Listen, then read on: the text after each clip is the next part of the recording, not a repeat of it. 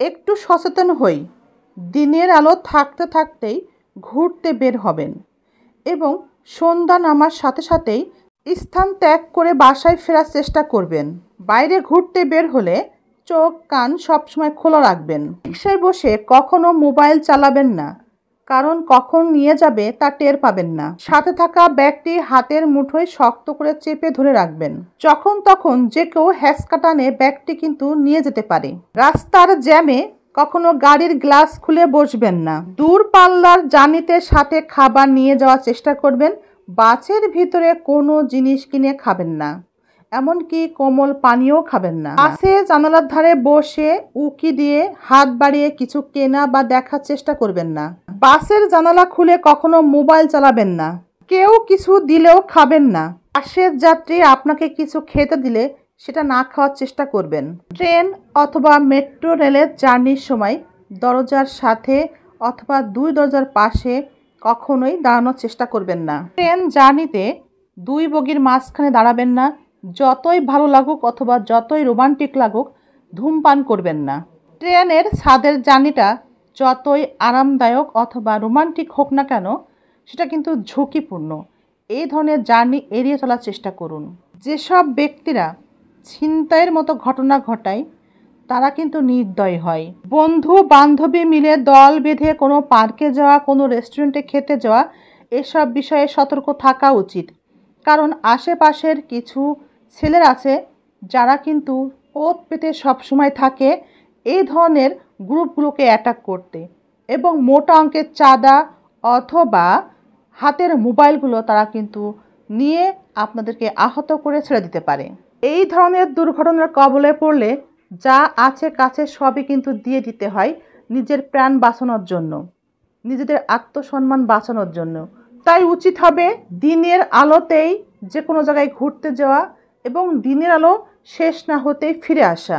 বর্তমান সময়ে অ্যাটাককারী যখন অ্যাটাক করে কোনো দল বেঁধে যে কোনো গ্রুপের উপরে অথবা ব্যক্তিবিশেষের উপরে, তখন কিন্তু আশেপাশে অনেক মানুষজন থাকলেও তারা দেখেও কিছু বলে না, চুপ করে থাকে।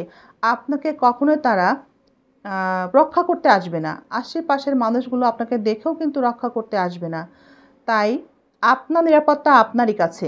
যদি আপনি মনে করেন আশেপাশে অনেক লোকজন আছে, তারা আপনাকে বাঁচাবে, তারা আপনাকে রক্ষা করবে, তারা আপনার সাথে মোকাবেলা করবে, সেই সমস্যা থেকে কিভাবে মুক্তি পাওয়া যায়, আসলে এটাই সত্য। আশেপাশের কোনো মানুষ আপনাকে রক্ষা করতে এগিয়ে আসবে না, কারণ আশেপাশের মানুষও তখন নিজেদের জীবনের নিরাপত্তার কথাই চিন্তা করবে। ঠিক আপনি যেমন চিন্তা করবেন, তারাও কিন্তু তাদের জীবনের নিরাপত্তার কথাই ভাববে, তাই কেউ এগিয়ে আসবে না।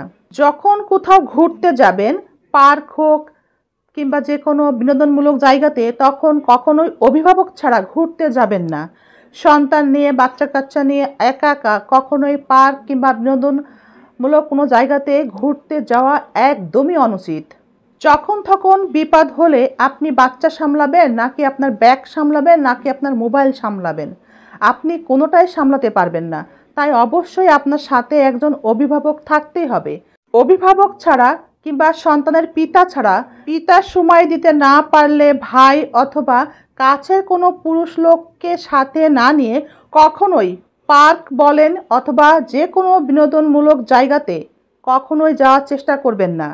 আর অভিভাবকদের বলবো, সন্তানের পিতারা ভালো করে শুনে রাখেন, সন্তান এবং সন্তানের মাকে কখনোই রাস্তায় একা ছেড়ে দিবেন না।